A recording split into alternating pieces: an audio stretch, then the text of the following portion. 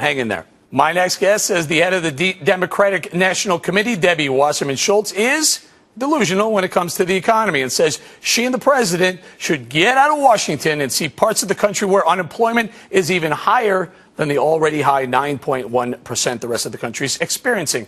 Joining us now, Representative Mr. Alan West of Florida. Thank you very much for joining us, sir. Thanks for having me, Eric. Debbie Wasserman Schultz said it's their economy now. The Democrats own the economy.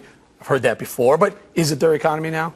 Well, I think when you look at the policies that they have laid out in the past, let's say 4 years, ever since they took control of Congress in 2007, it is absolutely their economy. There comes a point when you can't continue to go back and continue with the blame Bush mantra.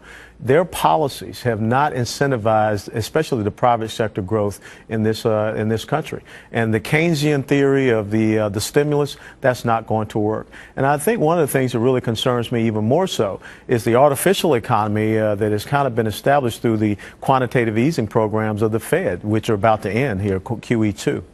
You know, during the stimulus debate, whether or not we were going to give $850 billion to the government to spend, that call for nothing above 8% unemployment. They promised it, and they also said a lot of the jobs were going to be shovel-ready jobs. Well, we found out neither one of those were true.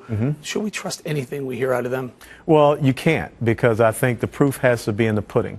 You know, we say that unemployment is 9.1%. States like myself still have double-digit unemployment down in Florida.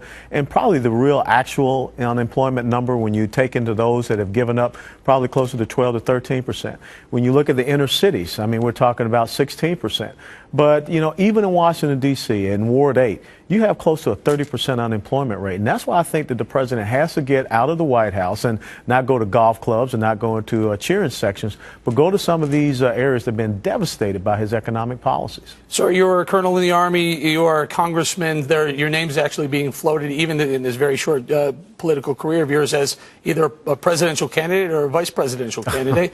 What would President West do to fix the economy, the jobs, specifically the jobs part of the economy? What would you do? Well, I think the most important thing is you have to come up with the right type of economic and tax policies that incentivize the private sector to grow, which is something we're not doing. It comes down to what I call the 3 C's. The first C is we have to instill confidence in the consumers and also in the private sector and our small businesses so they can grow. You got to reduce the tax and regulatory burdens. The second thing, you have to have that access to capital, because right now the big banks are doing okay, but it's those small banks, those community banks, where the regulators are just driving them under the ground, and they are not able to lend that capital to those small businesses to grow. The third thing that's so important is certainty.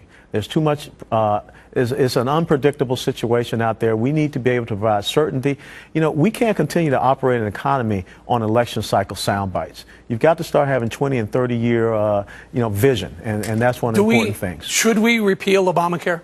We have to repeal Obamacare because, look, Eric, you already have had close to 1,400 waivers that have been granted, 11 new taxes, 159 new government agencies and bureaucracies. That's not how you repair health care. That's only, nationalizing the production and growing this bureaucratic nanny state. So as the public sector continues to outpace the private sector in growth and also in compensation, that means there's less money out there for us to truly grow the private sector. The jobs report from last month, it is absolutely reprehensible that 50% of those jobs came from McDonald's. 50%. And then Mr. Obama that same very day said, don't worry about the 9.1, a bump in the road. Absolutely. Yeah, I don't think the Americans that are out there hurting are bumps on the road. They're not obstacles. And so it is about setting the conditions for them to grow. It's about looking at the trillions of dollars of capital that these corporations and businesses want to bring back. 35% corporate business tax rate.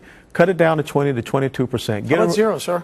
Well, zero, and then the plan would be to use some of that money to hire and buy equipment. Well, we could do that in the short term. What I'm thinking about, really long term, what we want to do with corporate business tax rate, 20 to 22%, no more loopholes, no more subsidies, capital gains tax, dividends tax, those go to zero. This man has all the answers. Thank you very much, Representative Alan West. Thank you, sir, for joining us. Thank you.